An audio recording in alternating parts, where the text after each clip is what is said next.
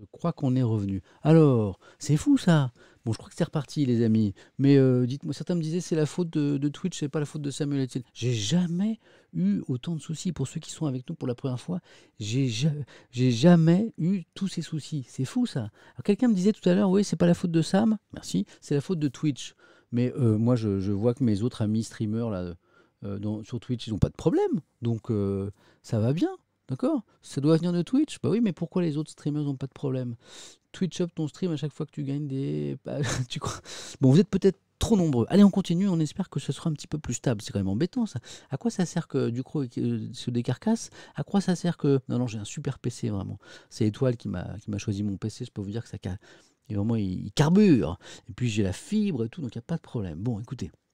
On prie pour que ça marche bien. Ça, c'est super intéressant. On parlait de la fermeture des musées. La justice fermera-t-elle les musées de Perpignan? C'est un incroyable bras de fer qui se déroule à Perpignan, où le maire de la ville, qui est un maire Rassemblement National, Louis Alliot, mais c'est même pas trop sa couleur politique. Je pense que n'importe quel maire aurait tenté le coup. Louis Alliot, en fait, il a décidé de rouvrir 4 musées. 4 musées de la ville contre la vie, contre la loi, hein, puisque c'est interdit, et il s'est engagé dans un bras de fer avec la justice, voilà, et le tribunal administratif va rendre son jugement dans les prochains jours, c'est imminent. En attendant, eh bien, il y a quatre musées qui ont rouvert à Perpignan. Voilà, bras de fer engagé à Perpignan, c'est l'Indépendant catalan qui en parle ce matin. Je vois qu'il y a des habitants de Perpignan ici.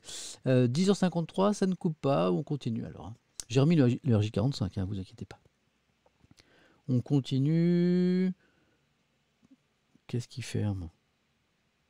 Quelqu'un me disait hier, ah, tu parles pas toujours des territoires d'outre-mer. Ben si, regardez, on est avec le journal de la Réunion, ici, hein, le journal de l'île de la Réunion. On ferme quoi? Ben, les centres commerciaux.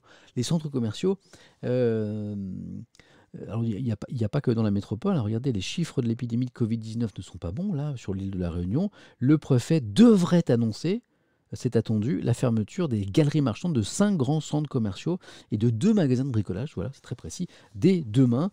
4 communes pourraient également être concernées par un couvre-feu. Donc vous voyez que la situation sanitaire à La Réunion, elle est également inquiétante. Ouais, c'est intéressant. Ouais, des unes sur la neige, d'accord. Ouais. Hop, le Midi Libre rend un hommage, comme Libération ce matin, comme d'autres journaux, à Jean-Claude Carrière, hein, le scénariste, l'immense scénariste et l'écrivain. Il y a un portrait magnifique dans Libération tout à l'heure. On le lira ensemble. Ce sera un vrai plaisir. Le Midi Libre lui rend hommage ce matin.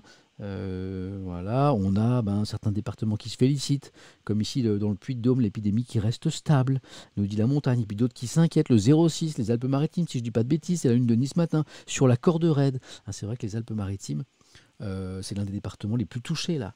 Réanimation saturée, positivité record, les AM, les Alpes-Maritimes au plus mal. Quelle stratégie pour tenir, se demande Nice Matin, qui est un excellent journal.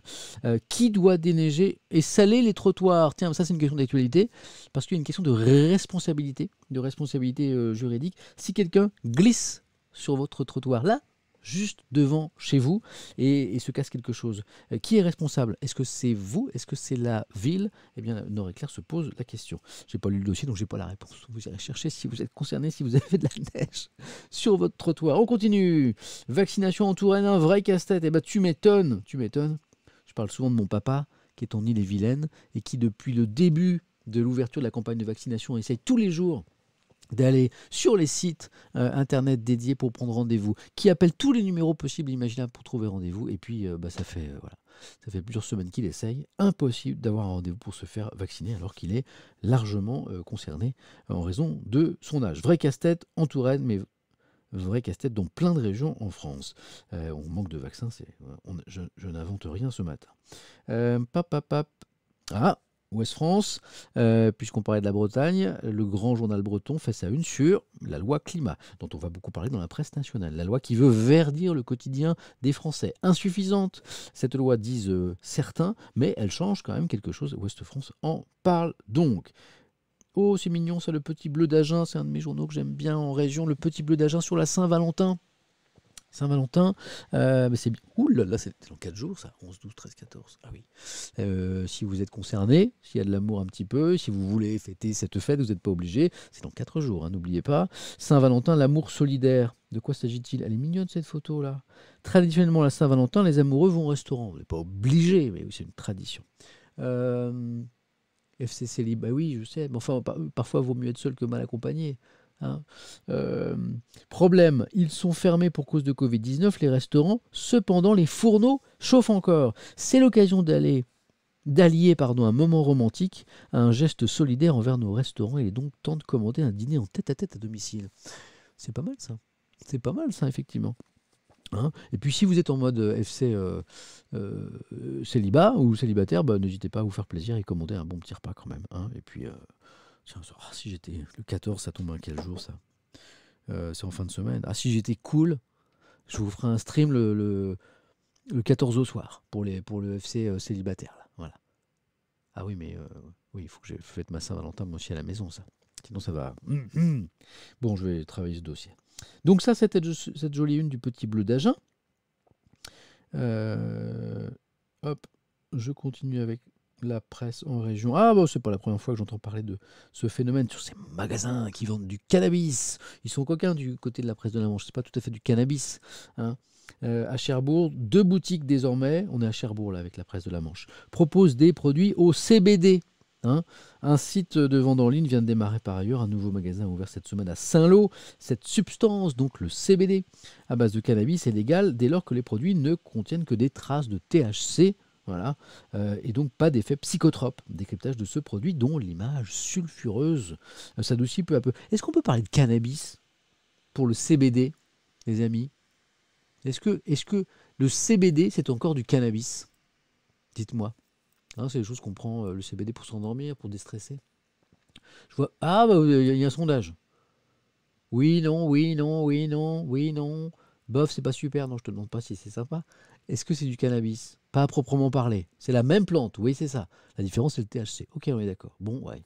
Bon, ça dépend du mot qu'on choisit. Mais je sais qu'effectivement, ça n'est pas considéré comme une drogue, même si au début, les magasins, c'est drôle, il y a quelques temps, il n'y a pas si longtemps, les magasins qui en proposaient en France avaient beaucoup de soucis, étaient sans arrêt visités par les policiers, par les gendarmes, par les forces de l'ordre, hein, à cause de justement cette confusion entre le CBD et le truc là. J'en ai jamais vu en vrai, donc difficile d'en parler.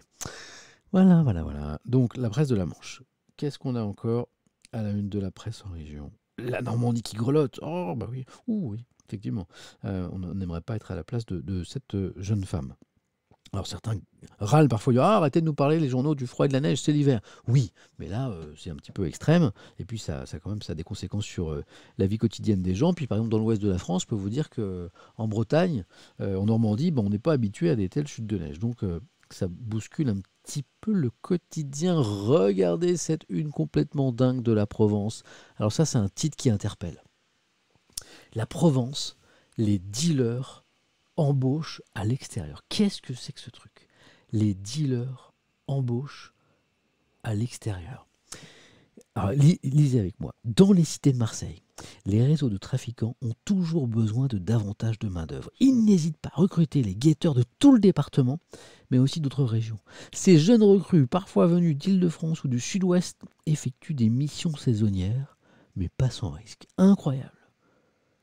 Des réseaux qui recrutent, alors au-delà de la ville, ils vont chercher dans les villes à côté, ils vont chercher dans les départements à côté, ils vont chercher dans d'autres régions. Ouais, FC Getter, ça embauche, solution à l'emploi. Bah oui, je vois dans le chat, vous aussi, ça vous surprend, c'est incroyable. Ce qui est incroyable, c'est que c'est presque présenté comme une activité économique comme les autres. Hein. Ces jeunes recrues, parfois venus d'Île-de-France ou du Sud-Ouest, effectuent des missions saisonnières. C'est pas les vendanges quand même, mais pas sans risque.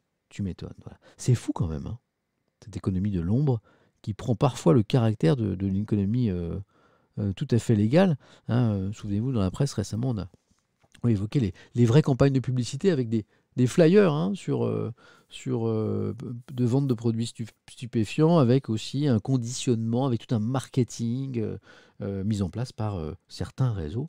C'est juste ouf. Ça, c'est la une de la Provence, qu'est-ce qu'on a encore à la une de la presse en région qui pourrait vous intéresser? Ils sont là, les variants, et ils sont là, les naufragés de la pause déjeuner. Les variants, tout d'abord, en une de la République des Pyrénées. Les variants dont on parlait, anglais et sud-africains, sont bien là. A priori, le sud-africain, beaucoup moins nombreux. Quand je vous parlais tout à l'heure des naufragés du petit déjeuner, regardez, de la pause déjeuner, regardez. Comme il est malheureux, ce jeune homme-là, hein, il a acheté son déjeuner. Qu'est-ce qu'il mange? Je crois bien que c'est une tarte aux pommes. Vous validez ou pas? C'est une tarte aux pommes, je crois. Hein, le pauvre, il a acheté sa tarte aux pommes et son petit sandwich. Je crois qu'il a un top. Je crois qu'il a préparé un top. Hein, tarte aux pommes ou une bonne quiche? Ah, il y a débat. On fait un sondage? Quiche ou tarte aux pommes? Chocolatine ou pas un chocolat? Non, on va pas faire un sondage là-dessus. Mais bon, moi, j'ai une pensée pour ceux qui mangent dehors, là, par ce froid, parce que les restaurants et les cafés sont fermés. Les naufragés de la pause déjeuner. Il est joli, ce titre de la République du Centre. Ah, on verra ça dans la presse nationale tout à l'heure. Projet de loi climat, un vent de critiques. Titre ce matin, Sud-Ouest. On va se pencher sur ces critiques tout à l'heure. La météo, elle est là. À la une du Télégramme, en Bretagne, on n'est pas trop habitué à la neige. La preuve avec ce poids lourd qui est sorti de la route, c'est la Bretagne au ralenti, dit le Télégramme.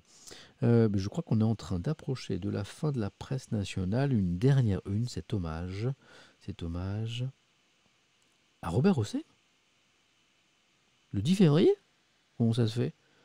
Ce mardi, de nombreuses célébrités issues du théâtre, du cinéma ou de la politique étaient présentes en l'église Saint-Sulpice pour rendre hommage à Robert Hossein. C'est un anniversaire?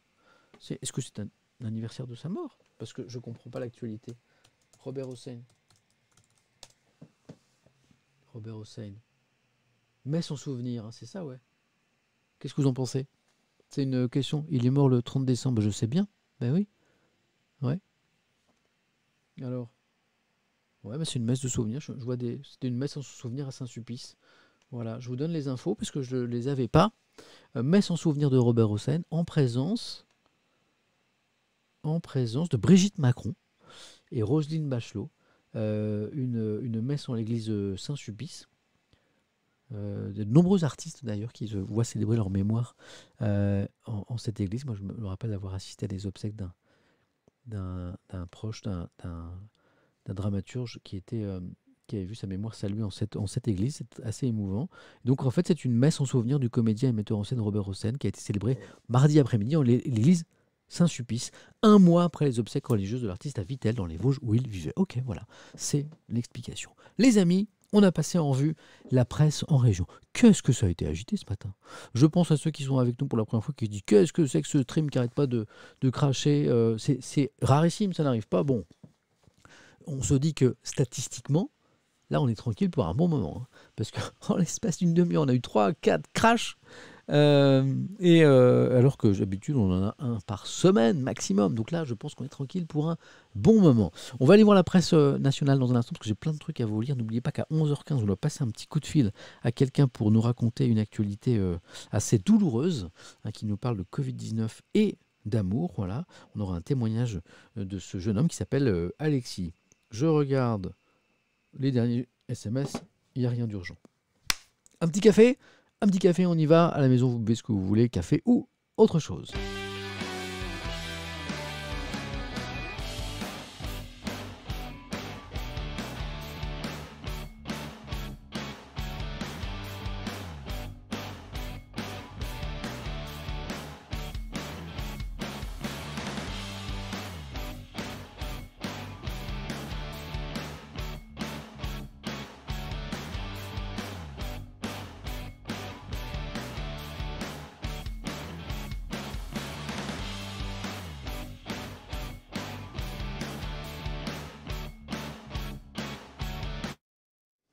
C'est fou quand même, hein, ce crash là. Puis en plus, on a perdu plein de viewers. C'est fou la technologie quand même. Bon, les amis, on est parti pour la presse nationale. Vous allez voir, on va se régaler. On a plein de choses. On est ensemble jusqu'à quelle heure? Midi? Bon, ça va, on va essayer de rattraper le retard provoqué par tous ces mini crashs du stream tout à l'heure. Allez, j'ai trop de journaux ce matin. Alors, Vous allez voir que ce projet de loi climat, il est à la une de plein de quotidiens. C'était un texte qui était super attendu. Macron abat ses cartes, nous disent les Échos ce matin. Je vous lis ces infos. On va poser d'abord les infos avant d'aller dans la polémique quand même. Le projet de loi issu des propositions de la Convention citoyenne pour le climat, si vous avez suivi l'actu, ça vous dit quelque chose, est présenté aujourd'hui donc au Conseil des ministres, 11h06. Je pense qu'à 7h, ça doit être quasiment fait. Avec le volet vert du plan de relance, il ambitionne de réduire fortement les émissions de gaz à effet de serre chez nous. Les écologistes dénoncent un texte manquant, selon eux, d'ambition. Il y a un édito dans les Échos à ce propos. Lisons-le. Il est là. Je surveille le chat pour voir si ça crache pas, parce que c'est vous qui me prévenez en premier, en fait. Emmanuel Macron est la réelle écologie. Tiens, ça fait penser à la réelle politique, ça. Lisons. La crise Covid a remis l'écologie au rang de priorité parmi d'autres des Français, veut croire l'exécutif. L'urgence et l'emploi. Ah, d'accord, ok. Donc ce texte, il aurait été un peu revu à la baisse parce que le président Macron pense qu'avec la crise sanitaire, les priorités ont un petit peu changé. Ok, on va voir. L'exécutif renvoyé au rang de préoccupation seconde des Français, derrière l'emploi, la santé, la sécurité, c'est-à-dire à la même place que lui donne Emmanuel Macron, importante. Il n'a pas dit que ce gouvernement ne trouvait pas que la question écologique était importante, mais pas majeure, importante mais pas majeure, pas suffisamment en tout cas pour remettre en cause le grand ordonnancement des choses. C'est ce qu'écrit Cécile Cornudet ce matin dans Les Échos. Produire pour s'en sortir, est-ce qu'on a vraiment le choix, se demande Cécile Cornudet. La crise des Gilets jaunes déjà avait à sa manière étayé la démonstration avec toutes les bonnes intentions du monde. On ne peut pas aller trop loin en matière d'écologie sans provoquer une révolte populaire. La preuve par la taxe carbone. Et hop, on retourne à l'épisode des Gilets jaunes. Emmanuel Macron tient son approche. Pragmatisme, accompagnement, les petits bas plutôt que la révolution. Une fois au pouvoir, il n'y a qu'une ligne politique, estime Cécile Cornudet ce matin. La réelle écologie comme la diplomatie à sa réelle politique. Je savais qu'il y avait un petit lien. Tant pis, et même tant mieux, pense le chef de l'État en observant les errements de certains maires de grandes villes. Il les avait qualifiés d'amiches, notamment, vous vous souvenez, pour dessiner pour Macron le clivage politique, la politique n'est jamais loin, qu'il appelle de ses voeux les décroissants versus les progressistes, les punitifs contre les positifs. Ils disent aux jeunes de ne pas prendre l'avion, nous on préfère travailler sur l'avion du futur, dit ainsi un responsable de la majorité. Le président Macron ne convaincra jamais les écologistes pur sucre, eh bien c'est pas grave, il s'en fiche, nous dit, je prends mes mots à moi, mais nous dit Cécile Cornudet, qu'importe, ces électeurs ne font pas du sujet une priorité absolue, la plupart des Français rêvent aussi de sauver la planète, mais sans trop se questionner. Pas mal cet édito. J'ai trouvé que c'était plutôt bien senti. Allons voir les critiques. L'Humanité, Libération, très critique de ce projet de loi. Je vois que dans certains dans le chat soutenaient le texte en disant 30 milliards, vous trouvez que c'est pas suffisant. Voilà. Il y a des gens qui trouvent que ce texte est très très bien et d'autres qui estiment qu'il ne va pas assez loin. L'Humanité est dans ce camp. La fonte, pas des glaciers, mais la fonte des ambitions. Le projet de loi présenté ce matin ne permet pas d'atteindre les objectifs affichés par la France. Et ça, je dis, si je retrouve ma petite musique qui va bien, je dis. Ouais, c'est pas faux. Je dis, ouais, c'est pas faux. Édito, cette fois dans l'UMA. C'est ça. Signé Stéphane Sahuc. C'est parti. Liberticide, punitif, infantilisant, rétrograde, les arguments des lobbies se renouvellent peu. C'est la faute des lobbies. C'est aussi l'avis de Libé, vous le verrez, de Libération. Toute éventuelle législation tendant à contrôler, à encadrer, à instaurer des normes ou à informer les citoyens systématiquement présenter de la même manière une atteinte insupportable à la liberté d'entreprendre et à la responsabilité individuelle. Mais après tout, ces lobbies. Donc là, l'Humanité dénonce le poids des lobbies qui ont tiré ce texte vers le bas. C'est aussi l'analyse de Libération qui ira un petit peu plus loin sur cette question des lobbies, vous verrez.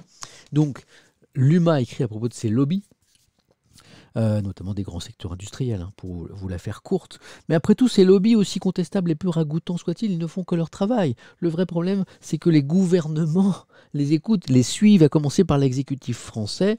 Le projet de loi climat pour l'humanité en est une illustration éclatante, des objectifs au rabais, une convention citoyenne bafouée dont les propositions sont ignorées ou amincies, affadies, des ministres reprenant des éléments de langage comme aviation bashing ou écologie de l'injonction produits par des cabinets de consulting, le responsable, le coupable pour l'humanité. Je fais du bruit avec mes jambes. C'est, ou plutôt ce sont les lobbies et les gouvernements qui les écoutent. Hop, prenons Libération comme promis, qui justement analyse ce phénomène, le phénomène des hobbies. Ouais, concentre-toi Samuel. Des lobbies. Loi climat, les lobbies en ordre. Pas en ordre, en horde de bataille. La horde. Les mesures environnementales élaborées à partir du travail des citoyens. Ils étaient 150 de la Convention citoyenne pour le climat, présentée aujourd'hui, mais édulcorée. Après, oui, la horde, elle est là, la horde. Après des mois d'efforts acharnés de groupes d'intérêt. Oui, c'est vrai qu'on peut parler de groupes d'intérêt aussi si on ne veut pas utiliser le mot lobby. Voilà le responsable pour Libération. Donc voilà un petit peu la lecture de la presse ce matin pour résumer sur ce projet de loi climat. Eh bien, les Échos vous disent oui, par rapport aux attentes de la Convention citoyenne pour le climat, ce texte est moins ambitieux, hein, d'accord. Mais c'est de la non pas c'est de la réelle politique, c'est de la réelle écologie, à savoir que le président Macron pense que les Français ne veulent pas au fond d'eux-mêmes réellement aller plus loin, ou en tout cas en payer le coût, le prix de cette révolution écologique. Et puis à gauche, puisque Libération et l'UMA sont des gens de gauche, on pense qu'au contraire, on aurait dû aller plus loin. Voilà.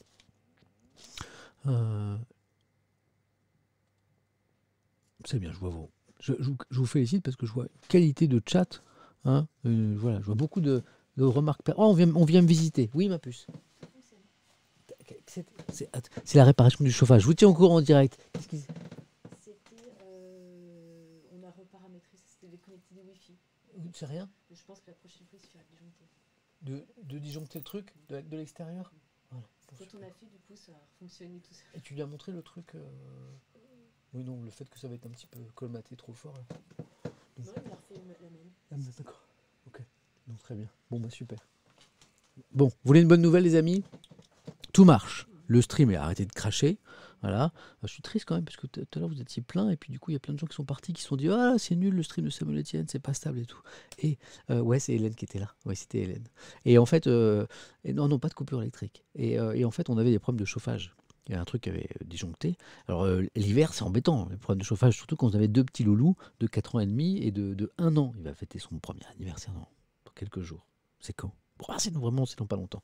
Et donc non c'était pas le joint de culasse. Risque zéro. Et en fait, c'était rien du tout, c'est un truc de paramétrage. Voilà. Donc tout va bien, le stream il roule et le chauffage aussi. Quelle heure il est?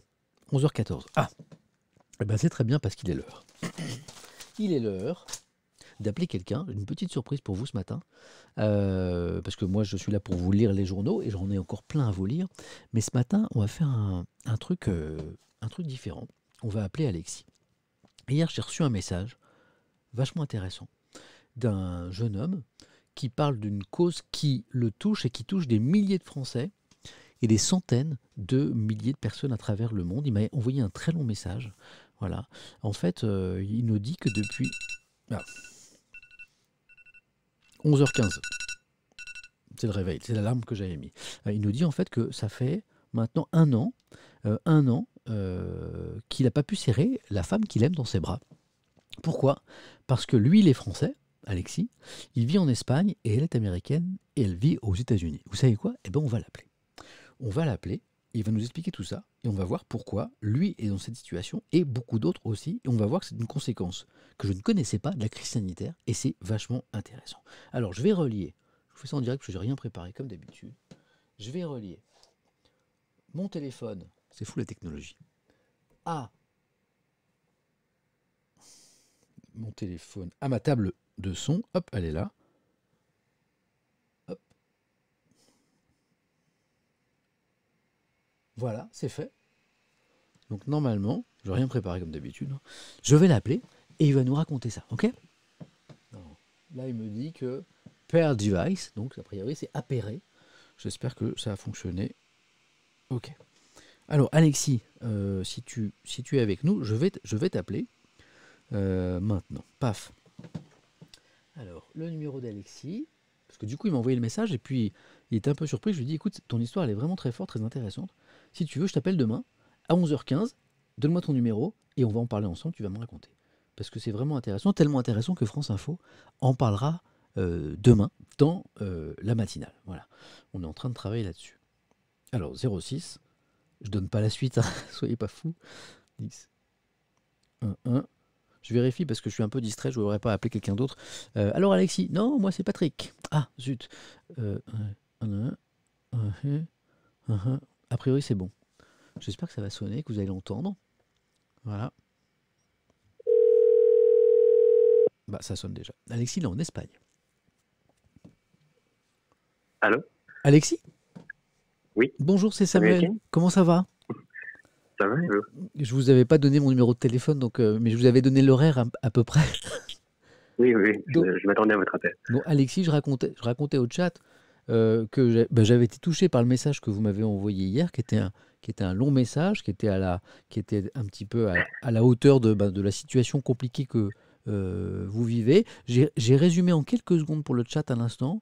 J'ai dit, D'accord. Alexis, ça fait près d'un an, je crois, qu'il est séparé de la femme qu'il aime, parce qu'il est Oui, français, parce qu'il vit en Espagne, qu'elle est américaine et qu'elle vit aux États-Unis. C'est ça? c'est exactement ça. Ça Alors, va faire un an dans 10 jours. alors Du coup, qu'est- dites-moi, qu'est-ce qui se passe? Pourquoi vous ne pouvez pas vous retrouver? eh ben, en fait, depuis le début de la pandémie, enfin, très très peu de temps après qu'elle ait vraiment explosé au niveau mondial, beaucoup de gouvernements, de manière assez logique, en fait, ont fermé leurs frontières, Ouais, ont décidé de restreindre l'accès à leur territoire, à l'exception donc de leurs propres citoyens, forcément, et des personnes qui leur sont mariées. Euh, mais du coup, en fait, l'effet que ça a eu pour moi, c'est que vu que ma copine et moi, on n'est pas mariés, eh bien, je n'ai légalement pas le droit d'entrer aux États-Unis. Elle n'a pas le droit de venir en Europe. Et il n'y a pas de moyen vraiment simple et sécurisé pour nous de nous retrouver. Donc, ça fait un an depuis que moi, je suis rentré aux États-Unis pour venir commencer un nouveau travail en Espagne, ouais. que je n'ai pas pu la revoir, mis à part la voir, bien entendu, sur Zoom, Skype et ce genre de plateforme. Ce que vous m'expliquez dans votre message, c'est qu'il y a des choses qui ont été mises en place, notamment par certains pays européens, pour permettre quand même de réunir des couples binationaux, mais ça marche pas très bien. Oui. En fait, ce qui s'est passé, c'est que il y a eu le premier confinement, il y a eu ensuite le déconfinement, et il y a eu beaucoup de gens qui ont commencé à partir en vacances avec l'été qui arrivait. Et ça, qu'il y a eu un mouvement du coup sur Twitter notamment qui s'est mis en place pour un peu qu'on se montre et qu'on dise nous on aimerait bien aussi pouvoir pas forcément partir en vacances faire du tourisme, mais juste aller voir la personne qu'on aime, d'où le nom du mouvement qui s'appelle Love is not tourism. Et il y a eu en fait quelques pays en Europe qui ont en effet mis en place euh, une espèce de visa qui permettrait en fait le ou la partenaire d'un pays qui n'est pas européen de venir dans le pays en question pour rendre visite à la tête qu'elle aime. Mais c'est vrai que déjà c'est pas une mesure qui est globale au niveau européen, ça va être du cas par pays. Ouais. Et certains pays ont pris des mesures qui sont très inclusives où il faut simplement une invitation, une déclaration sur l'honneur que vous êtes bel et bien en couple, quelle est une preuve simple de votre relation. Mais la France, par exemple, a pris des mesures un peu plus restrictives où le système de laisser-passer qui a été mis en place, il faut déjà prouver la relation et il faut quelque chose, par exemple, d'assez bête, mais prouver que la personne que vous voulez voir venir en Oui. France soit déjà venue en France. Et je crois que dans Bon, votre cas, elle est jamais venue en fait en France. dans mon cas, c'est pas le cas puisque Hein? moi, j'ai vécu donc du coup 4 ans aux États-Unis, c'est là où je l'ai rencontré. Et du coup, moi, je suis rentré en Europe. Et le projet, en 2020, c'était bien entendu qu'elle vienne, mais en attendant, elle n'est pas venue en France. J'ai pas de preuve de ça. Il y a rien. Et donc, du coup, de fait, je suis exclu Ouais, vous de ce vous groupe-là. n'êtes pas Et concerné dans par. certains pays, oui, dans ce que je veux dire aussi, c'est dans certains pays, et même, je crois aussi pour la France, c'est le cas, que prouver la relation, ils demandent des factures en commun, une preuve que vous avez vécu ensemble dans le même endroit, mais c'est pas des choses dans un monde moderne. Moi, jamais vraiment partagé un appartement avec ma copine, on a toujours eu une autre, on s'aime, on vit l'un chez l'autre, Oui. mais on a toujours eu un peu notre indépendance. Et c'est du coup c'est compliqué de prouver sa relation et ça semble assez injuste et ça fait un peu souffrir du coup de se retrouver dans cette Mais situation. oui, et là, ça fait presque un an. Vous parliez tout à l'heure de ce hashtag Love is not tourism. C'est un Oui. hashtag sur lequel ont témoigné justement des gens qui étaient dans votre situation. Est-ce que vous avez une idée, en France ou en Europe, ou même dans le monde entier, est-ce que du nombre de personnes qui pourraient être concernées par la même situation que vous? Alors c'est vrai que j'avais donné des chiffres quand je vous ai envoyé un message. J'ai pas vraiment de chiffres en tête parce que même si il y a ce hashtag, je pense que beaucoup de couples peut-être ne l'utilisent pas, ne sont pas au courant, ne communiquent pas sur leur situation. Moi, j'estimais qu'il y avait peut-être quelques milliers de personnes en France qui étaient dans ma situation. Je pense que c'est un chiffre assez bas. C'est pas beaucoup, hein. Je dis pas que Bien c'est une sûr. part énorme de la population. Et même si on parle au niveau mondial, j'estimais peut-être une centaine de milliers, mais ça me paraît peut-être un peu haut. Mais c'est largement pas une majorité. Et je comprends très bien que du coup, on en fait pas une priorité non plus. Mais après un an, ça fait long. C'est, Et ça est-ce commence à peser vraiment et est-ce c'est que, surtout que est-ce qu'il y aurait une ah oui, façon simple de résoudre le problème? Est-ce qu'il y a des réflexions politiques, par exemple en France, pour changer le règlement, la règle, pour assouplir un petit peu et permettre le rapprochement de ces couples qui ont été séparés par le Covid? alors, en France, le règlement a récemment changé Ouais. puisque du coup les laissez-passer ont été annulés, tout simplement. Donc il n'y a plus moyen, maintenant il y a même plus ce moyen-là en France donc la procédure est suspendue. Puisque les frontières ont été, enfin, la réglementation frontière a été encore plus durcie avec les nouveaux variants, etc. Un moyen, nous, tout simple qu'on propose, c'est juste de nous demander de nous tester avant de partir, de faire un test avant de partir, de se mettre en quarantaine une fois qu'on est arrivé, de faire un test quand on est arrivé. Et de toute façon, les personnes qui sont dans ma situation n'ont pas envie de faire du tourisme et de se balader en France, aux États-Unis ou dans les pays qu'ils vont visiter. Moi, si je vais aux États-Unis, je reste chez ma copine, je bouge pas. Et je vais pas aller. Probablement même la seule personne que je vais voir. Euh, et, euh, et, on- et oui, enfin, ce serait bien d'avoir une mesure qui est aussi un peu plus globalisée, parce que aujourd'hui, chaque pays a un peu à sa mesure à individuelle. Ouais. Et du coup, suivant votre nationalité, la nationalité de votre partenaire, où elle vit, où vous vivez, euh, vous êtes à chaque fois un cas particulier. Et donc, c'est un système très complexe à naviguer où vous ne savez pas si êtes- vous qualifiez pour cette exemption ou pas. Est-ce que vous pouvez, sur l'histoire de votre relation, peut-être que ça vous ouvre des portes, ça vous enferme. Et faudrait, je pense, un système beaucoup plus global où les pays se mettent en quelque sorte un peu plus d'accord sur des conditions pour le voyage international qui soient plus sécurisées, qui se basent surtout sur le port du masque, les tests, la quarantaine, et qu'on puisse tous se retrouver et enfin profiter des personnes qu'on aime. Bon, bah, voilà, on voit Alexis, qu'au-delà de votre situation, il y a une réflexion et vous évoquez effectivement J'ai eu du temps pour bah réfléchir. oui, un cadre dans lequel on pourrait résoudre ce problème. Alexis, je voulais vous remercier. Je voulais vous dire aussi Merci qu'a beaucoup à priori, vous. bah non, c'est moi, on parlera dans la matinale de France Info demain, hein, puisqu'on va y Oui, consacrer une chronique avec Alix Dauge, qui non, tient. je crois qu'elle est malade. Oui, alors elle m'a dit ça tout à l'heure, mais ça ne veut pas dire qu'on va pas faire le sujet, mais effectivement, Alix est Ok, malade. ça marche. Elle m'a dit ça tout à l'heure. Alix, si tu nous écoutes, on pense bien à toi.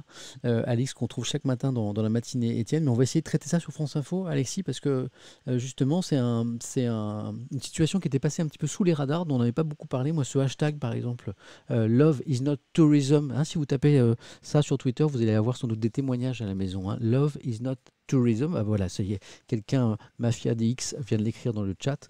Vous aurez sans doute d'autres témoignages comme celui-ci d'Alexis. Alexis, je voulais vous remercier d'avoir témoigné, Merci parce que beaucoup à vous. c'est pas facile forcément de parler comme ça en public. Il y avait un petit peu de monde ce matin encore, mais merci, et merci de votre message, parce que voilà, je me dis qu'en plus on approche de la Saint-Valentin. Là, c'est une situation qui doit être un petit peu Oui, l'actualité. compliquée. Alors on va être positif, peut-être que la règle va changer, et peut-être aussi que dans quelques mois, On croise les doigts. bah oui, et puis cette situation sanitaire, elle finira bien par s'arranger. Je peux vous dire, Alexis, que je ne sais pas si vous êtes devant le stream, là, mais vous avez plein de messages très sympas. J'étais devant, mais je regarde pas le chat. Eh bien, vous avez plein de Je connais pas messages. les réactions, mais je regarderai après. Voilà, bah là, au moment où je vous parle, vous avez énormément de cœurs, de toutes les couleurs. Merci Plein, beaucoup.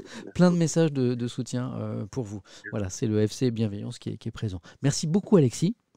Non, mais merci à vous de m'avoir écouté, et puis bon courage à peut-être tous les autres couples qui sont dans la même situation. Merci beaucoup, Alexis. Et puis à très vite sur France Info. Merci, bonne journée. Bonne journée, Alexis. Au revoir. Au revoir. Et voilà, hein, vous voyez, ça c'est tout bête, hein, c'est Alexis qui m'a envoyé un message en DM sur Twitter hier. J'ai trouvé que la situation était intéressante et surtout je n'avais lu rien là-dessus. Moi qui lis pourtant les journaux tous les jours. Je voulais vous remercier. Surtout pour tous vos messages là à l'instant de soutien à Alexis, quand il va revenir sur le chat, il va pouvoir les voir.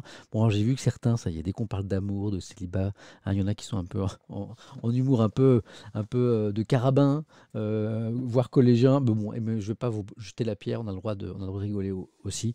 Mais je vois que pour l'essentiel, vous étiez un petit peu dans le soutien d'Alexis, pour qui effectivement il y a il y a des gens dans des situations beaucoup plus graves quand même. Mais hein, quand vous avez rencontré quelqu'un de bien, quand il y a de l'amour et que vous êtes empêché physiquement de voir cette personne, bon, je pense que ça doit être un petit peu difficile, même à l'époque des visios, etc. Merci en tout cas d'avoir été cool dans le chat pour partager ce moment avec nous. On continue la revue de presse, hein, on est ensemble jusqu'à midi.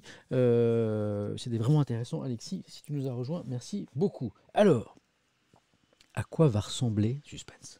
Il est où mon suspense? À quoi va ressembler l'élection présidentielle 2022? Alors si on demande aux Français aujourd'hui, paf, je prends le Figaro, eh bien le second tour de la présidentielle en 2022, c'est ça, c'est Macron, Le Pen. Hein, quand on fait un sondage, et c'est ce qu'a fait le Figaro, enquête de l'IFOP pour le Figaro, les 2/3 des Français... Attends, j'ai vachement de lumière derrière moi, je vois, donc du coup, c'est un petit peu... On va monter la lumière pour pas être dans le Schwartz. Hop, vous avez vu ces petits réglages en direct? Vous avez vu? C'est fou, non? Allez, je vais vous augmenter la lumière. Parce que je ne fais pas que passer des coups de fil aussi. Je vous règle la lumière. C'est pour me rattraper des petits crashs du stream tout à l'heure. Et hop, regardez comme c'est beau. Ouais, c'est beau. Voilà. Si on fait un sondage, et là il y en a un du Figaro, eh bien les 2/3 des Français interrogés estiment qu'une répétition du second tour de 2017 est inéluctable. C'est ce que disent les Français. Ils pensent qu'on ne va pas échapper à ce second tour. Et en même temps, 70% des Français interrogés ne jugent pas ce second tour souhaitable. Alors, ça pose question quand même. Et il y a un édito à ce propos, signé Guillaume Tabar, dans le Figaro, que je trouve assez pertinent, qui est intitulé Le refus du match retour et après. On y va. Alors, donc, duel annoncé, Marine Le Pen, Emmanuel Macron. Mais imposé par qui? Ce duel attendu, se demande Guillaume Tabar. Si le chef de l'État et la présidente du Rassemblement national s'affrontaient une nouvelle fois en 2022, qui l'aurait imposé aux électeurs? Sinon les électeurs eux-mêmes. Qui l'aurait imposé aux électeurs? Sinon les électeurs eux-mêmes. S'ils accédaient, Macron et Le Pen, au second tour, c'est bien parce qu'ils seraient arrivés en tête au premier tour, jusque-là, c'est logique, et que tous les autres candidats auraient été jugés moins attractifs qu'eux. Alors, Guillaume Tabar s'interroge un petit peu sur une large majorité de Français qui pensent qu'on ne va pas échapper à un deuxième tour, Emmanuel Macron, Marine Le Pen, et une même majorité de Français, très large aussi, qui disent qu'ils n'en veulent pas de ce second tour. Et Guillaume Tabar dit, mais il n'y a pas de problème. Mais votez pour les autres. Hein. Si vous ne voulez pas de ce second tour, votez pour je sais pas, Xavier Bertrand, Jean-Luc Mélenchon, le candidat écologiste, peut-être le candidat socialiste. Voilà. Donc c'est intéressant cette analyse. Voilà. Bon, après, les sondages, ça ne vaut que ce que ça vaut. Voilà. Parfois, ils se trompent. Parfois, ils ne se trompent pas. Donc ça, c'est le sondage. Et maintenant, on va parler de quelque chose d'encore plus intéressant. C'est Napoléon. Je suis content parce que récemment, j'avais lu un super dossier dans un magazine sur Napoléon, sur le bicentenaire de sa mort qui arrive là, et puis j'avais pas eu le temps de vous en parler. On a un très beau dossier dans le Figaro à ce propos, alors qu'il est un petit peu pro-Napoléon quand même, Figaro, donc j'espère que ça va pas en mettre en colère certains d'entre vous. Je vous préviens quand même, Napoléon, un bicentenaire sous surveillance. Il y a de la polémique là, il y a de la polémique. Exposition, défilé en habit, vente aux enchères, publication en nombre marque l'anniversaire de la mort de l'empereur, hein, le bicentenaire de sa mort, année de commémoration qui suscite déjà des polémiques. Alors, j'ai un édito et j'ai un article. Moi, je vous lis l'édito ou l'article. Bougez pas. Elle est belle cette photo là. Bicentenaire sous haute surveillance. Hop, ça c'est dans le Figaro et vous, qui est le petit supplément culture, société du Figaro tous les jours, qui est très très bien fait d'ailleurs. Allez, lisons l'article pour commencer de Béatrice de Rochebouette. Cet anniversaire suscite comme jamais exposition, défilé en habits, documentaires, colloques, spectacles, sans oublier les livres. Le chiffre est complètement fou, écoutez. Une centaine de livres sur Napoléon annoncés en librairie en 2021. Une centaine de livres sur Napoléon, c'est complètement fou. Hein, il ne laisse pas indifférent. Je suis sûr que dans le chat, d'ailleurs, je vais voir la passion Napoléon là. Voilà. Et soyez cool quand même hein, dans le chat là. Alors c'est parti. 2 siècles après sa mort, quel portrait faire de l'empereur? Historien, institution s'apprête à aborder toutes les facettes du personnage, des plus glorieuses aux plus honteuses. Dès avant le 5 mai 1821, le mythe était en marche, avec en retour immédiatement son lot de critiques. C'est normal, au vu de son œuvre considérable, il y a forcément des points sombres qu'il faut replacer dans l'époque pour les comprendre. Le rétablissement en 1802 de l'esclavage, puisqu'on parle beaucoup de ça, les historiens en parlent depuis des décennies. Personne ne s'en cache, personne n'excuse, mais il y a des gens qui préfèrent la polémique mémorielle à l'histoire. Alors ça, c'est quelqu'un qui parle là, qui est Thierry Lenz, qui est directeur de la Fondation Napoléon. Donc c'est quelqu'un qui est assez fan de Napoléon et qui dit, voilà, la commémoration, ça n'est pas forcément la célébration. Et ça fait longtemps qu'on distingue dans le bilan Napoléon des choses positives et négatives. Mais Thierry Lenz estime que certains préfèrent la polémique à l'histoire, histoire avec un grand H. L'article se poursuit. 200 ans après sa mort, la mort de Napoléon, comment aborder le travail de commémoration, qui n'est pas de célébration, rappellent les journalistes, comment faire face à la montée en puissance des antiracistes, des anticolonialistes, des féministes, bon, c'est la lecture un petit peu du Figaro, hein, dénonçant le retour en arrière de leurs droits avec le Code civil, des antimilitaristes révoltés par les 600 000 morts des guerres napoléoniennes. Je vous lis un petit édito à ce propos. Voilà, certains viennent de lister un petit peu ce qu'on doit à Napoléon sur le plan positif, le Code civil, la Banque de France, la Légion d'honneur, me dit, il est dur à dire ton pseudo, hein, Morave, désolé. Et on prend maintenant l'édito du Figaro à ce propos. En tout cas, je vois que ça ne vous laisse pas indifférent. Courage, fuyons, écrit Bertrand de Saint-Vincent ce matin dans le Figaro. Vous savez quoi, on va faire un sondage sur le Napoléon, parce que je vois que ça vous intéresse. Bien après sa disparition, l'ombre de l'empereur continue à faire trembler ses ennemis. Postés tels des snipers derrière les bacs de sable de leur bonne conscience, une poignée d'entre eux, bon, on est vraiment avec la lecture du Figaro là, indigénistes, anticolonialistes, féministes à tout crin, antimilitaristes, mènent la charge, balayant des siècles, faisant fi de tout contexte historique. Cette minorité ultra-active s'élève contre le retour programmé de ce géant sur le devant de la scène. Elle lui reproche rétrospectivement d'avoir trop aimé la guerre, d'avoir rétabli l'esclavage, d'avoir rabaissé la femme. Alors l'offensive n'est pas nouvelle, écrit le Figaro. La figure de l'empereur a de tout temps suscité la controverse. Son œuvre de législateur, on parlait du Code civil à l'instant ensemble, son génie militaire lui valent l'admiration, son opportunisme, le coût humain de ses batailles provoque la réprobation. Qu'on l'aime ou qu'on le déteste, le débat n'est pas près d'être clos, il n'en demeure pas moins un personnage inégalable et fascinant de l'histoire mondiale. Et puis, l'édito se conclut ainsi. Napoléon demeure pour le meilleur ou pour le pire, un symbole de l'esprit de conquête qui nous fait aujourd'hui défaut. Faire renaître son épopée ne signifie pas le béatifier. Il y a du bon, il y a du mauvais, on ne mélange pas tout, on sépare, mais battre en retraite devant les purificateurs qui voudraient le condamner au silence, à l'oubli ou à la repentance, serait habiller notre lâcheté en vertu. Bon, alors c'est une lecture, c'est la lecture du Figaro. J'ai lu dans une autre presse ces derniers jours, du côté de l'Humanité et de Libération, d'autres analyses un peu moins favorables à Napoléon. Mais bon, le Figaro nous dit, tout n'est pas à prendre dans Napoléon, hein. Il faut distinguer, mais de là à s'empêcher de commémorer les 200 ans de sa mort, là, le Figaro n'est pas d'accord. Alors, vous savez quoi? Comme je vois que ça vous intéresse et que ça vous enflamme un petit peu, sondage. Un sondage, c'est très réducteur, mais c'est intéressant de savoir ce que vous en pensez quand même. Je vais vous demander si, selon vous, c'est une bonne chose qu'on commémore les 200 ans de Napoléon. Voilà. Est-ce que le passif de Napoléon devrait nous empêcher de le commémorer? Est-ce que, à l'inverse, est-ce que les choses positives qu'il a fait, et puis cette figure extrêmement marquante de l'histoire de notre pays, fait que non, il faut le commémorer, même si ça n'est pas forcément embrassé tout ce qu'il a fait, ou est-ce que vous êtes sans opinion? Voici les termes du sondage que je vous propose de lancer maintenant. Allez, c'est parti. On va faire très simple. Ça marche maintenant le stream, hein. On n'a plus les petits bugs de tout à l'heure. Là. Est-ce que les gens sont revenus un petit peu? Parce qu'il y avait plein de gens qui nous avaient quittés là, c'est dommage. Ils ont été 13 000 à un moment, puis après les gens se sont fatigués de toutes ces coupures. Voilà, bah vous êtes encore très nombreux, c'est cool. Alors, Napoléon.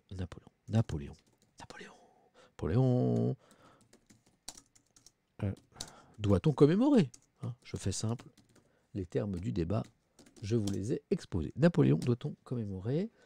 Voilà, si avec sans coquille, c'est encore mieux. Donc, je fais simple, parce que les termes du débat, je vous les ai exposés. Oui. Donc oui, on commémore, même si commémorer n'est pas forcément célébrer. Non, en raison de son passif, eh ben, oublions ce bicentenaire, on a autre chose à faire. Hein. Et puis, je ne sais pas, voilà, je n'ai pas d'avis sur la question, je n'y ai pas encore réfléchi.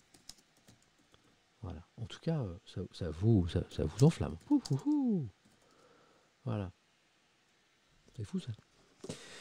Il a instauré le cadastre, donc oui, ok, c'est un argument. C'est une grande figure de notre histoire. Ok, juste le King. Ok, ouais, ok, d'accord, ok. C'est parti. Le sondage est lancé. Hop, comme ça, vous allez pouvoir me dire ce que vous en pensez. Le sondage est lancé. Est-ce qu'on doit commémorer les 200 ans de la mort de Napoléon? Je suis très intéressé de savoir ce que ça va donner. Puis je me fais un petit café en même temps. Ok, d'accord. Ah bah c'est intéressant. C'est toujours des surprises pour moi. C'est ça qui est fascinant. C'est que j'essaye d'un petit peu de deviner ce que vous pensez, mais évidemment c'est une science très compliquée. Et bien je me trompe systématiquement. C'est très intéressant. Je m'attendais à beaucoup plus de non en fait. Je m'attendais à beaucoup plus de non, on ne doit pas commémorer. Alors vous êtes 356, 373, mais vous êtes beaucoup plus nombreux. Vous êtes 64% à penser qu'on doit commémorer Napoléon, malgré tout. 200 ans après sa mort. Et 23% à réserver votre jugement. Sans doute, vous vous dites que vous avez besoin de plus de lecture, hein, de réfléchir un peu plus avant par rapport aux arguments que je viens d'évoquer. Un petit café? Voilà, l'Empire contre-attaque. Excellent, je valide. Donc, on va pouvoir arrêter ce sondage parce que la tendance est très très nette. Voilà. En général, ça ne bouge plus beaucoup et ça nous donne 62% de oui. Non, 13% seulement, ai-je envie de dire. Et je ne sais pas, 25%. Vous êtes 3000, vous êtes 4000 à avoir voté. Voilà pour le sondage. Il était intéressant. Celui-ci, paf. Tac, vous avez le résultat. Oh, hein, un petit F5 pour rafraîchir si vous ne le voyez pas. Je vois que ce sujet vous a intéressé. Est-ce qu'il y a des adeptes du vélo ici? Est-ce qu'il y a des cyclistes? Est-ce qu'il y a des adeptes de la Vélorussion, comme on dit, hein? On sait qu'en France, on s'y met de plus en plus, c'est une bonne chose, hein, pour la planète, pour plein de choses. Oui. Oh, il y a des adeptes, il y a des cyclistes. Ok, super. Malgré la météo, malgré ce temps-là qui est très compliqué, c'est toute la question de l'article du Figaro. Vélo taf. Bravo à vous. À Stockholm, le vélo par tous les temps. Hein. Est-ce que vous faites du vélo avec le froid, avec la pluie, avec la neige, hein? Les nouveaux cyclistes parfois se découragent un petit peu devant les conditions météo de l'hiver. Là, le Figaro, c'est rigolo, est allé voir Stockholm, en Suède, où on fait du vélo par tous ces temps. C'est une ville où on fait beaucoup de vélo. À Stockholm, le vélo par tous les temps, voilà. Un temps à ne pas mettre son vélo dehors, pour l'interrogation, c'est mal connaître les habitants de la plus grande ville de Suède, 1 million d'habitants, que l'Europe avait désigné d'ailleurs comme sa première capitale verte, c'était en 2010. Rouler sur la neige, rouler sur la glace n'est pas un problème à Stockholm. Alors moi je dis chapeau les Suédois. Rien d'insurmontable pour qui a le bon équipement. Donc C'est pas juste un petit voyage gratuit à Stockholm, c'est aussi peut-être des trucs pour vous, hein, si vous êtes vélo-taffeur ou adepte de la Vélorussion et que vous êtes un petit peu embêté par cette météo compliquée. Rouler sur la neige ou la glace n'est pas compliqué, il faut avoir le bon équipement. L'indispensable, ce sont les pneus hiver cloutés. 240 clous par pneu, c'est ça qu'il vous faut les gars. Quand il neige, quand il y a la glace. Hein, voilà, ils ont des pneus à clous. Midguy.fr qui est peut-être allé en Suède, ils ont des pneus à clous. 240 clous par pneu. Hein, c'est le gérant d'un magasin spécialisé qui dit ça. Pas 239, hein. 239 ça glisse. Les pneus n'achetez pas les pneus à 239 clous. Hein. Ça glisse. 240, ça roule. Rien d'équipement. Alors l'équipement c'est ça. Une bonne lumière, des vêtements adaptés, des sous-gants en laine, donc des gants, des sous-glants, des sous-glants. Oh putain, c'est pas possible. Pardon. Je bug un peu là. Non, vous avez rien entendu et vous n'avez pas clippé. Ok, d'accord. Des sous-gants en laine. Non, vous avez rien entendu. Non, j'ai rien dit. J'ai rien dit.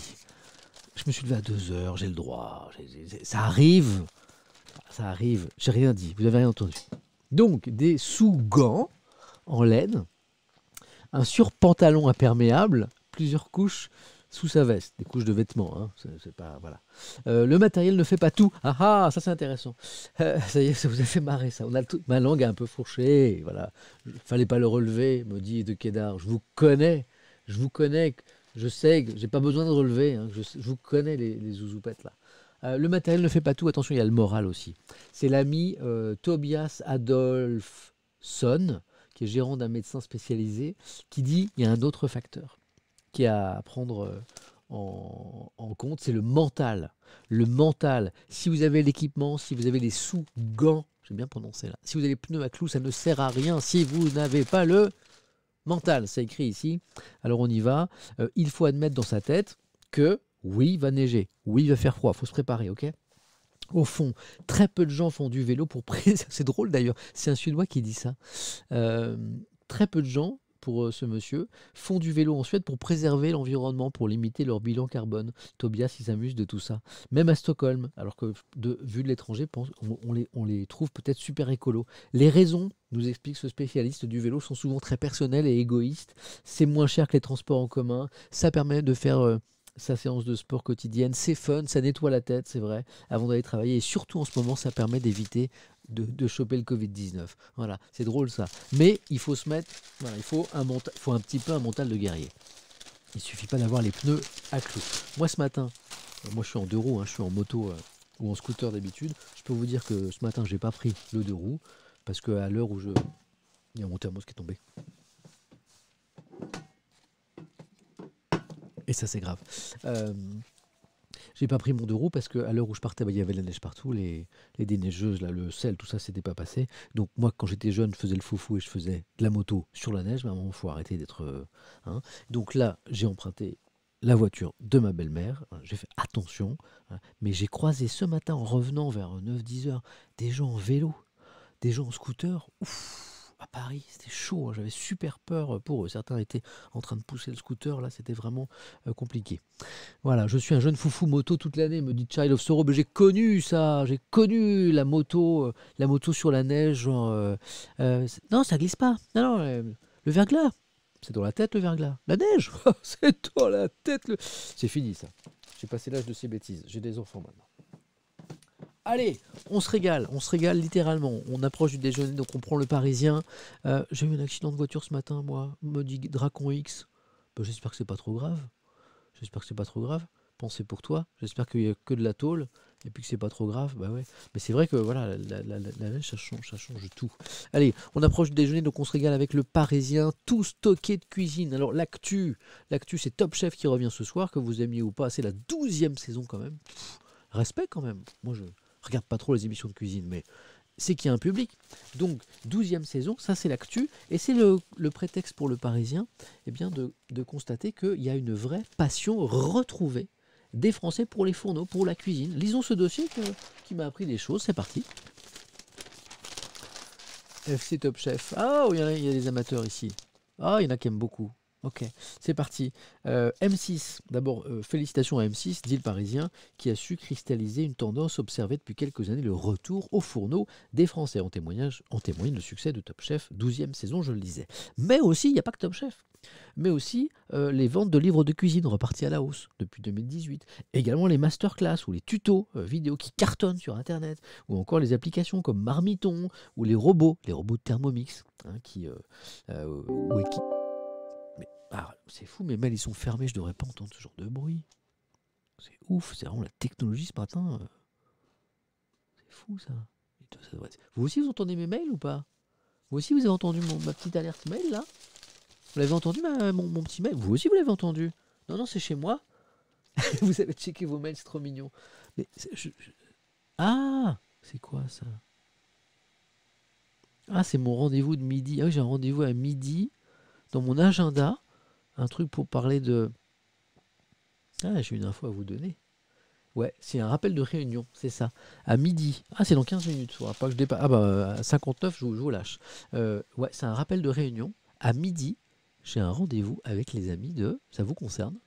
J'ai un rendez-vous avec les amis de Spotify. Je fais disparaître, je n'ai plus besoin. Avec les Spotify parce que la matinée Étienne va peut-être arriver en podcast sur Spotify. Peut-être, on est en train de voir ça. Ouais, podcast. Donc ça veut dire que la matinée Étienne, je sais. En fait, vous savez pourquoi? C'est parce qu'en fait, vous me l'avez demandé. J'ai eu plein de gens qui m'ont envoyé des messages dans le chat ou en DM sur Twitter. Les gens qui m'ont dit bah attends, mais moi je t'écoute le matin, mais je peux pas toujours regarder. Je suis dans la voiture. Quelqu'un me disait je suis dans mes vignes. Ça me faisait plaisir. Je suis dans les vignes. Bah, ce serait sympa si ça pouvait être en podcast. Eh ben c'est pour là, dans les prochains jours. On est en train de finaliser ça, d'où la réunion de ce midi. Petit teasing, vous le saurez avant les autres. Je voulais vous dire la surprise, puis comme là ça a sonné, bah, obligé de vous dire. FC, transparence ici. Donc le succès de la cuisine, donc les robots, les Thermomix, tout ça, vous connaissez peut-être. Les gens ont retrouvé le plaisir de cuisiner, le goût d'aller faire leurs courses. C'est Julie Mathieu, qui est rédactrice en chef des magazines Food Pâtisserie, Food Cuisine, qui le dit. Ce renouveau du fait maison, il a été constaté aussi par les scientifiques, par les sociologues, c'est intéressant, notamment par le CREDOC, le Centre de recherche pour l'étude et l'observation des conditions de vie, qui fait remonter ce renouveau du fait maison à 2007. Alors, ça date pas de 2018, ça remonte à 2007. Une génération surdiplômée qui avait perdu le savoir-faire culinaire, qui a voulu reprendre la main sur la cuisine. Pourquoi? Parce qu'il y avait une inquiétude sur la qualité de ce qu'ils mangeaient, hein, les plats tout faits dans les supermarchés. Une inquiétude sur la présence de pesticides dans les assiettes. C'est Pascal Ebel, qui est directrice du pôle consommation et entreprise du CREDOC, qui le dit. Et la meilleure façon de calmer ces angoisses par rapport à la qualité de ce qu'on mange, ça a été de reprendre la main, mais littéralement, de remettre la main à la pâte, de recuisiner avec des produits, eh ben, on voit d'où ils arrivent. C'est intéressant quand même. Donc c'est le CREDOC qui constate ça. Et puis cet engouement, là je reviens du coup à Top Chef, manifestement il y avait des fans, cet engouement a eu un effet direct aussi dans les écoles hôtelières. En fait, Top Chef et d'autres programmes ont redoré l'image de la filière restauration et hôtellerie. Il y a Bruno Demonte, qui est directeur d'une école très renommée, qui s'appelle l'école Ferrandi, qui est à Paris, qui dit « J'ai pu en mesurer l'impact sur les jeunes générations. Aujourd'hui en CAP, nous avons des jeunes avec des très bons dossiers scolaires qui sont encouragés par leurs parents dans leur choix et dit que ça, c'est nouveau. Voilà. Et puis on a Philippe Etchebest, que vous connaissez, qui donne une interview ici et qui dit la même chose. Il dit c'est plus une voie de garage. Je vois arriver des jeunes qui sont vraiment avec des bagages étudiants importants, des jeunes brillants. C'est plus une voie de garage, non, c'est une voie d'avenir. Que dit Philippe Etchebest à ce propos? Aujourd'hui, être cuisinier, c'est plus une voie de garage, je le disais. Bah, il dit comme moi. Merci. Oh, le petit émote. C'est cool, le petit émote Etchebest. C'est cool. Voilà. C'est drôle. Pardon. Oui, être cuisinier, c'est plus une voie de garage. Toutes ces émissions ont généré un intérêt auprès du jeune public pour la filière de la restauration. Ça a vraiment créé des vocations. Voilà. Il me reste moins de 10 minutes. Il faut que je fasse une sélection. Voilà. Je veux bien te faire des émotes si tu veux. Oh, c'est gentil. Voilà. Peut-être que si les subs ouvrent bientôt, peut-être que j'aurai une émote. Qu'est-ce qu'on fera comme émote Samuel Etienne? Hein? À quoi ça pourrait ressembler une émote Samuel Etienne? C'est ça la question. À quoi ça pourrait ressembler? Un thermos. Ouais, je suis d'accord. Ça pourrait. Ouais, c'est clairement du café. Il y a déjà un émote café, j'espère que j'aurai un émote à moi. Hein, j'espère que ce ne sera pas la même tasse que je vois partout, qui est sympa. Hein. Mais ça peut être... allons pas trop sur Chibrax, tout ça, parce que ça pourrait donner un Mr. Chip. Je sais pas qui est ce Mr. Chip dont tout le monde me parle. Ça pourrait donner un émote un peu bizarre. Je préfère un truc genre, voilà, un thermos, quoi. Hein, hein, un truc, ou avec ma tête, je sais pas. Ah, je vous fais une sélection parce qu'il reste que 10 minutes. Et encore désolé pour les petits crashs de stream de tout à l'heure. Là. Ouais, on a été un petit peu impacté, c'est dommage. Alors. Ah bah ça va être vite vu. Ça va être vite vu parce que, regardez, ça, je vous le montre très vite, c'est la une de l'opinion. Quelqu'un me fait remarquer que le thermos, c'est aussi un petit peu phallique. C'est pas faux. Il faudra bien dessiner le thermos pour que ça ne ressemble pas à autre chose. Appliquez-vous les dessinateurs. La une de l'opinion, bon, c'est le constat que à LR, à la droite, ça va pas trop fort. Hein, il y a des divisions notamment sur la ligne économique libérale ou au contraire interventionniste. Voilà. Bon, ça c'est à lire dans l'opinion pour nous confirmer que LR, ça va pas très fort. La une de l'équipe, ça va être super rapide. Moi, ça ne m'a pas trop intéressé, mais je vous le signale pour ceux qui adorent le foot et qui suivent la Ligue des Champions, il y a une nouvelle formule de la Ligue des Champions qui arrive. Elle est en préparation. Avec de larges concessions aux plus gros clubs, mais il y a des choses intéressantes. Il y aura peut-être plus de clubs français en Ligue des Champions. Certains demandent le Canard. Ouais, on va finir avec le Canard, c'est sûr. Le Monde, alors Le Monde, on l'a fait au tout début du stream, à 10h. On a lu deux éditions du Monde. Alors, pas entières, mais comme j'avais un petit peu oublié ces derniers jours, on en a lu 2. Je vous montre la une de la Croix sur le vertige des faux. Ça, c'est vraiment intéressant. C'est une enquête de la Croix sur l'inflation des cas de contrefaçon qui accompagnent l'essor du marché de l'art. C'est un dossier assez passionnant. Ça se lit un petit peu comme un roman. Fausse sculpture de Rodin, faux tableau de Miro, fausse sculpture de Calder, faux meubles art déco, faux masque Fang du Gabon, faux nu chinois vendu plus de 8 millions d'euros. C'est un faux vendu plus de 8 millions d'euros quand même. Ok, d'accord. C'est un phénomène massif et généralisé, estime Jean-Jacques Neuer, qui est l'avocat des successions Picasso, Klein et Brancusi, donc il doit s'y connaître en faux. Il y a un journaliste qui s'appelle Vincent Noss aussi, qui qualifie même d'épidémie l'inflation actuelle des contrefaçons. Et pourquoi D'abord parce que ça rapporte beaucoup d'argent, et parce qu'aussi il y a un cadre législatif, c'est ça que j'ai appris avec la Croix, qui est sans doute totalement inadapté. La dernière loi en France là-dessus, elle remonte à 1895 sur la contrefaçon. C'est la loi Bardoux sur les fraudes en matière artistique. Elle ne sanctionne que de 2 ans de prison, max, et de 75 000 euros d'amende la position d'une fausse signature sur des peintures, des sculptures, des dessins, des gravures, des musiques. Et le mobilier, les objets d'art et les œuvres anciennes en sont exclus. Donc un cadre législatif. Michel Bardoux, j'adore. Pingu 78, je valide. Michel Bardoux. Brigitte Bardot, Monsieur Prince 3. En fait, je les avais en tête et je me suis dit, on est à la bourre, fais pas tes vannes pourries, vous les faites, je valide. Donc on a un cadre législatif qui est sans doute pas adapté, qui est un peu vieux, voilà, pour bien lutter contre ces contrefaçons. Donc si demain vous gagnez à l'euro million et que, on sait jamais, vous avez 100 millions d'euros en compte et que vous voulez acheter un Picasso et que vous voulez sortir 10 millions comme ça pour acheter un Picasso, rappelez-vous que vous avez lu avec Samuel Etienne Lacroix. Et avant de faire un chèque de 10 000, arrêtez avec les Bardou, là, Justin Bardou, j'adore. Oh, c'est bon, Justin Bardou, Brigitte Bardou, je kiffe. Assurez-vous que c'est un vrai, avant de faire un chèque de 10 millions d'euros. Ouais, je donne des conseils comme ça aux gens qui ont 100 millions d'euros sur leur compte. Il nous reste 6 minutes, puisqu'à 59, je vous laisse. 6 minutes, ça veut dire que j'ai le temps. J'ai le temps de... Ouais, j'ai le temps. Parce que ça, c'est bien aussi. C'est dans le Parisien. C'est Claire Koch. C'est une journaliste que je connais bien parce que c'est une collègue. Par contre, je ne connaissais pas son histoire. Elle vient de sortir un livre dont beaucoup de gens parlent parce qu'il est assez étonnant. Ça parle d'identité. Claire, le prénom qui a bouleversé sa vie. Claire, elle est née en Turquie. Elle est arrivée en Turquie, elle avait 1 an. Et à un moment... Au moment de sa naturalisation, si je ne dis pas de bêtises, eh bien, elle a changé de prénom. Voilà, elle parle d'un coming out identitaire. En fait, elle a voulu embrasser le pays qui l'a accueilli, la France. Elle a voulu changer de prénom. Elle s'appelait pas Claire, elle s'appelait, mon turc est un peu rouillé, mais c'est Si je t'aime, je prononce pas très très bien, mais elle a changé pour Claire. Et ça s'est pas bien passé du tout avec sa famille, c'est ce que Claire raconte dans son livre. Vous faites des journaux locaux tels que La Voix du Nord, je parle de la presse régionale tous les jours, mais c'était tout à l'heure. Ouais, tous les jours je fais la presse en région. Donc Claire raconte ça.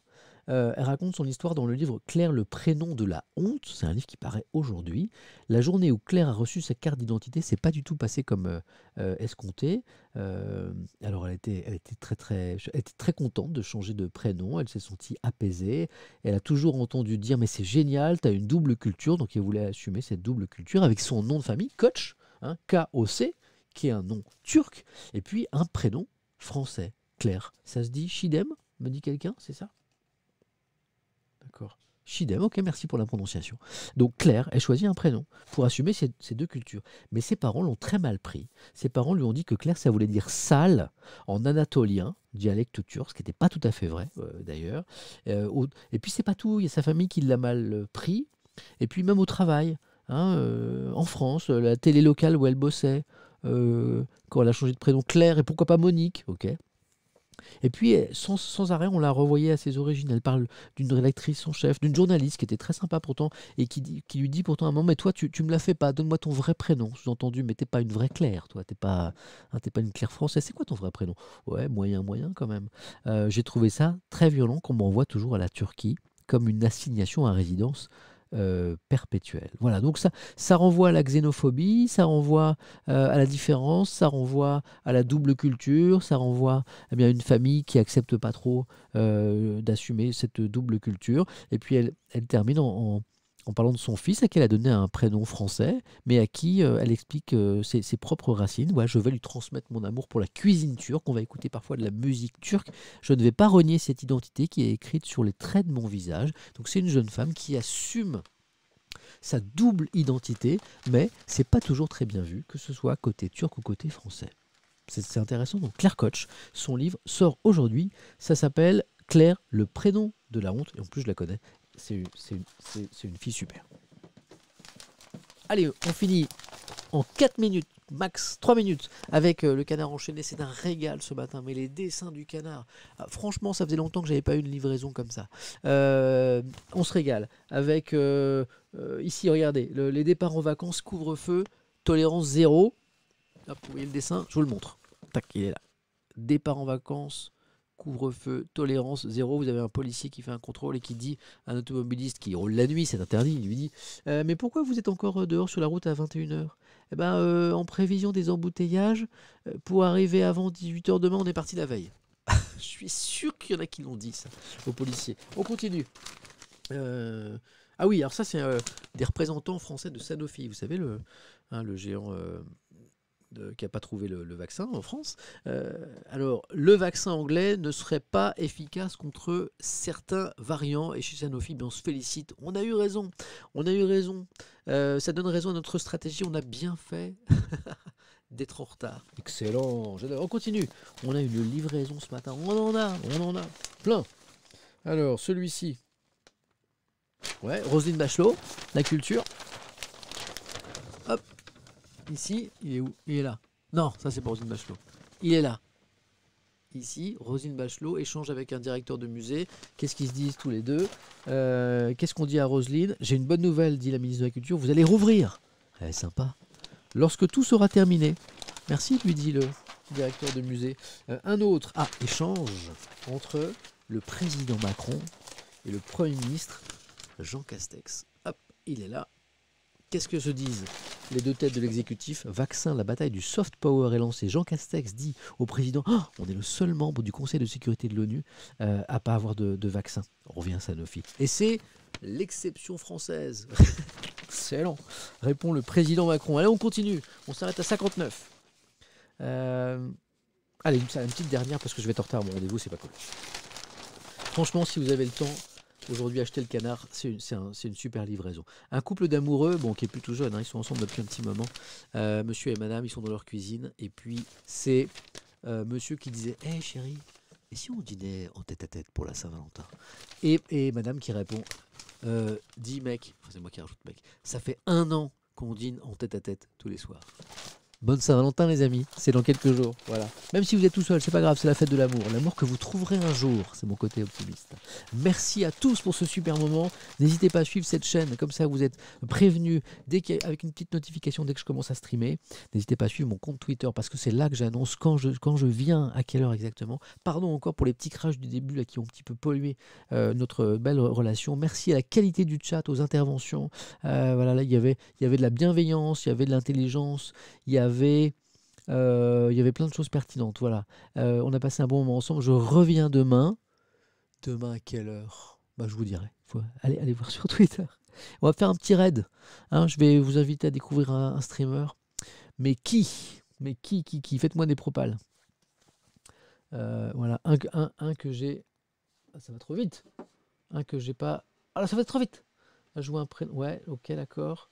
Il y en a chez qui j'ai raidé déjà. Voilà. Un pas trop gros. Hein. Ouais. Ok, je vais voir. Bougez pas. Je regarde quelque chose. Chez qui on pourrait raider? Chez qui le raid?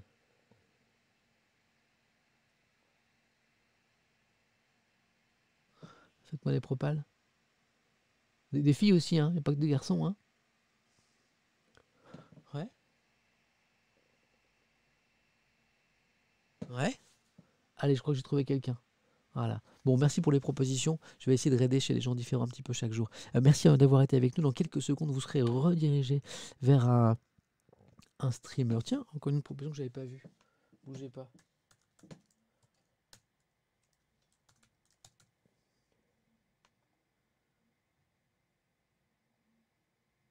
Ok. Allez, on va essayer de faire ça. Je vous mets un petit peu de musique. Et puis, je vous dis à très très vite. Et encore merci pour aujourd'hui. C'était cool d'être avec vous. Prenez bien soin de vous et n'oubliez pas, l'essentiel, c'est pas l'actualité, c'est vous, c'est votre bonheur. C'est le bonheur que vous cherchez, que vous trouvez, que vous distillez autour de vous. C'est ça qui est important. À très vite. Ciao.